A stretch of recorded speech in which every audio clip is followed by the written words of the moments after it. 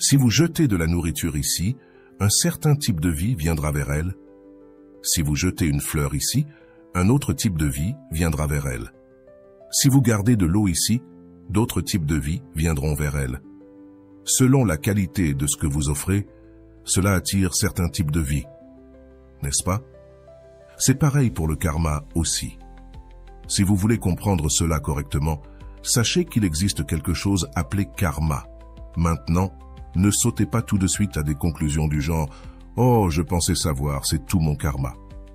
Ne tombez pas dans ces vieilles idées fausses. Karma signifie action. Je veux que vous répondiez à ces questions correctement, chacun d'entre vous. Sinon, vous tirerez vos propres conclusions à cause des nombreux malentendus historiques surtout. Le karma signifie littéralement action. De qui est de l'action?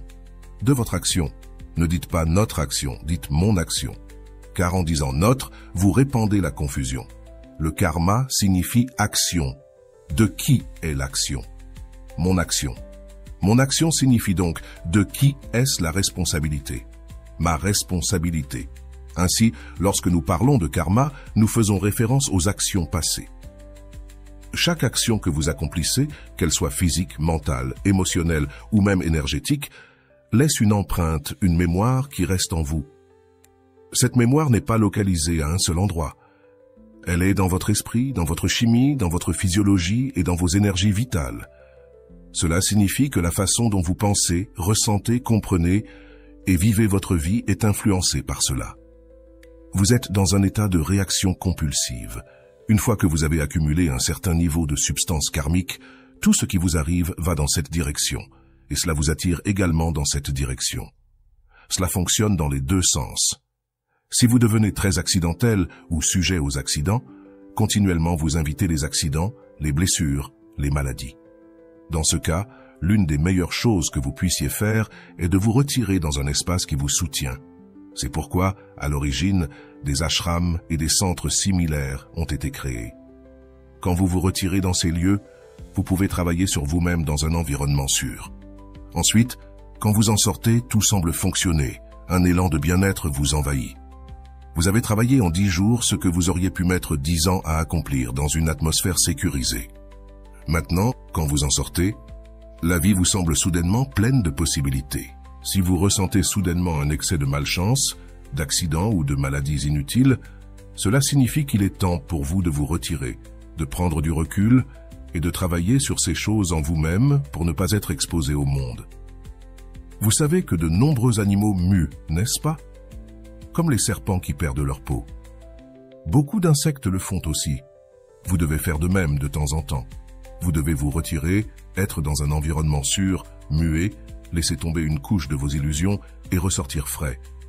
C'est quelque chose dont chaque être humain a besoin. Chaque action a une conséquence. Si vous pouvez accepter joyeusement la conséquence, faites ce que vous voulez. Mais si vous faites quelque chose et que la conséquence vous fait pleurer, alors soyez conscient de ce que vous faites. Maintenant, votre responsabilité est-elle illimitée? Êtes-vous responsable? En ce moment, vous n'avez pas compris ce que j'ai dit. Êtes-vous responsable de cela? Oui. C'est tout. Répétez-le simplement. Continuez à vous dire que peu importe ce qui se passe dans votre vie, que vous réussissiez ou non, c'est votre responsabilité. C'est ainsi que vous brisez le processus karmique. Est-ce que ce moment est inévitable? Tenez-vous en à ces deux choses. Ne vous compliquez pas avec tout ce non-sens. Contentez-vous de ces deux éléments et restez-y fidèle. Seule la vérité vous mènera à travers tout cela, pas les discours de quelqu'un d'autre. Ces deux choses sont-elles vraies? Votre capacité à répondre est-elle illimitée, n'est-ce pas? Est-ce vrai? Ce moment est-il inévitable? Est-ce vrai? Tenez-vous-y. Un jeune garçon, Dinesh, était très impatient de savoir ce que son destin lui réservait. Il allait voir de nombreux astrologues, palmistes et yogis de la région. Tous lui révélaient un destin différent. Certains le dessinaient comme très optimiste, tandis que d'autres le peignaient de manière très sombre. Finalement, le jeune Dinesh décida de mettre fin à cette incertitude, de dépenser de l'argent et de consulter le plus célèbre des devins, Georgi de la région. Il s'approcha de Joji et lui demanda de regarder dans son destin et de le révéler. Joji prit 2 morceaux de craie, l'un noir et l'autre blanc, et avec chacun d'eux, il dessina un cercle sur le sol. Il se rendit ensuite dans la pièce voisine, prit une tortue et la ramena dans ses mains en disant « Jeune homme, il est temps pour vous de prier. Cette tortue décidera. Je vais la laisser sur le sol. Si elle marche dans le cercle noir, votre destin est terrible et affreux. Si elle entre dans le cercle blanc, il est radieux et positif. » Le garçon observa, le souffle suspendu, alors que la tortue était placée sur le sol. Elle sortit lentement la tête et commença à ramper vers les deux cercles. Puis, la chose la plus redoutée arriva. Elle se tourna vers le cercle noir et avançait lentement vers celui-ci. « Non !» s'écria Dinesh. « Cela ne peut pas être !» Il alla chercher la tortue. « Que fais-tu » demanda le devin. Dinesh, avec audace, plaça la tortue dans le cercle blanc. Le devin rétorqua. « Comment oses-tu interférer avec mes prédictions ?» Dinesh répondit. « Que veux-tu que je fasse ?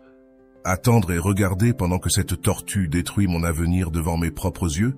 Ah, tu... » Il comprit alors que son destin était entre ses propres mains. Comme la tortue qu'il avait soulevée, il se rendit compte que la question de savoir dans quelle mesure notre vie est décidée par le destin et dans quelle mesure elle est déterminée par notre purushartha, ou effort personnel, est largement débattue, même dans les cercles philosophiques. Beaucoup de gens jurent par le destin.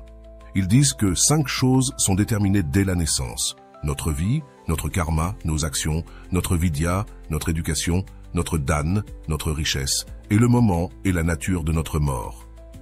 Ils affirment que tout ce qui est écrit dans votre destin se réalisera, et qu'il n'y a rien que vous puissiez y faire.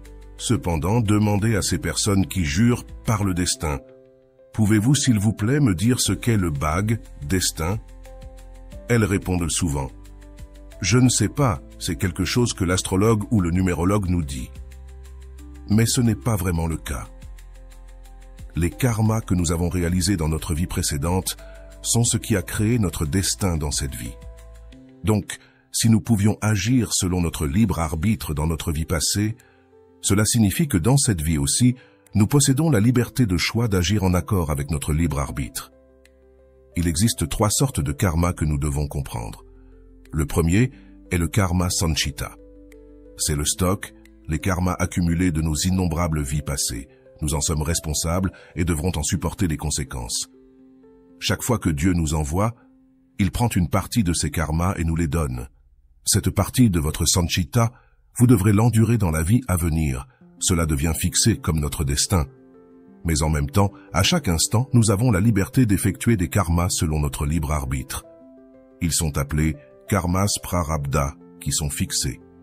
Vous avez la liberté, donc ce que vous obtenez dans la vie est une combinaison de purushartha et de votre destin. Si le destin s'avère être pauvre, vous ne vous arrêtez pas là. Vous fournissez plus d'efforts et transformez ce mauvais destin en un destin radieux. Ainsi, le message est que, à chaque moment, nous avons la liberté d'agir. Ce libre arbitre de choisir entre les alternatives disponibles a été donné à l'âme par Dieu. La liberté de choix n'est pas infinie. On ne peut pas décider. Je choisis d'être la personne la plus intelligente au monde. Nos choix sont limités par nos karmas passés et présents. Cependant, nous possédons une certaine quantité de libre arbitre. Nous ne sommes pas des machines dans les mains de Dieu. Parfois, les gens se demandent que si Dieu ne nous avait pas donné le libre arbitre, alors nous n'aurions fait aucun mal. Mais dans ce cas, nous n'aurions également fait aucun bien. L'opportunité de faire le bien s'accompagne toujours du danger de faire le mal. Plus important encore, Dieu veut que nous l'aimions, et l'amour n'est possible que là où il y a un choix. Une machine ne peut pas aimer parce qu'elle n'a pas la liberté de choix.